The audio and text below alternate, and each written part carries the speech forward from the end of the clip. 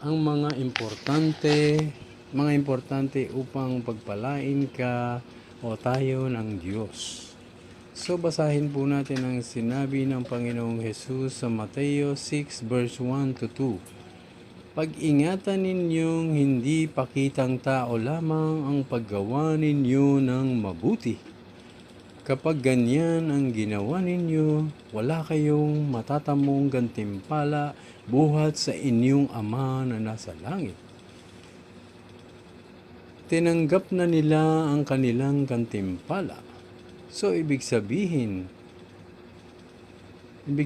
po na kapag naglilimos tayo, ay nasa puso natin ang ating ginagawa at hindi pa kunwari na mayroong pagmamahal dapat talaga sa kapwa at hindi na dapat ipaalam pa sa ating mga kaibigan ang ginawa nating kabutihan. So kapag naglilimot po pala po tayo ay may gantimpala na inilalaan ng Diyos para sa mga mahabagin o tumutulong. Ang Diyos na lamang po ang dapat makakaalam ng mga ginagawa nating mabuti. Pangalawa po, tungkol po ito sa pananalangin. Basahin po natin sa Mateo 6 verse 6. Ngunit kapag mananalangin ka, pumasok ka sa iyong silid at isara mo ang pinto. Saka ka manalangin sa iyong Ama na hindi mo nakikita. At ang iyong Ama na nakakakita ng ginagawa mo, sa lihim ang siyang magbibigay sa iyo ng gantimpala.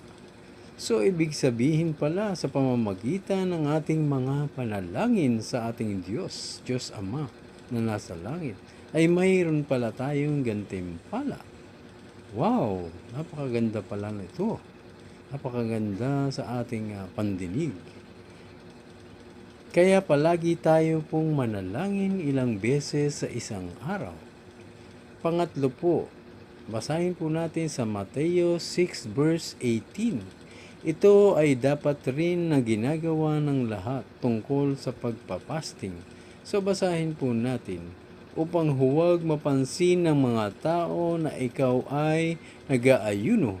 Ang iyong Ama na hindi mo nakikita ang tanging makakaalam nito. Siya na nakakakita ng ginagawa mo ng lihim ang siyang magbibigay ng gantimpala sa iyo. Tandaan niyo po ito.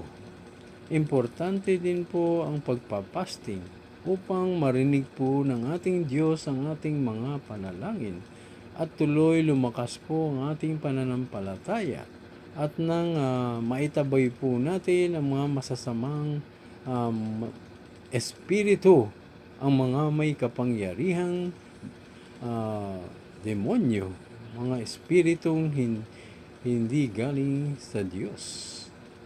Sapagkat sa pagpapasting po natin ay makikita ng Diyos ang ating pagsunod sa Kanya, na Kanyang iniuutos at makikita ng Diyos ang ating kalagayan. At kapag natuwa siya sa atin, nagpagpapalain niya tayo. Ito pong tatlong verse na ito ang importante upang tayo'y pagpalain ng ating Diyos. Naway sa aking pagbabahagi ng banal na salita ng Diyos na nasa langit ayon sa Mateo, naway ito po'y nagbigay sa inyo ng kaliwanagan sa inyong isipan. Nabuksan ang inyong spiritual na pag-iisip. Napuspos kayo ng banal na Espiritu Santo na galing po sa ating Diyos. At naunawaan niyo po ng lubusan. Ito pong mga to ay ilan lamang sa upang tayo'y gantimpalaan ng ating Diyos at tayo'y pagpalain. Maraming salamat po at magandang gabi po sa inyong lahat. Palain po kayo ng Diyos Ama, ng Anak, at ng Espiritu Santo. Amen. God bless po in Jesus' name.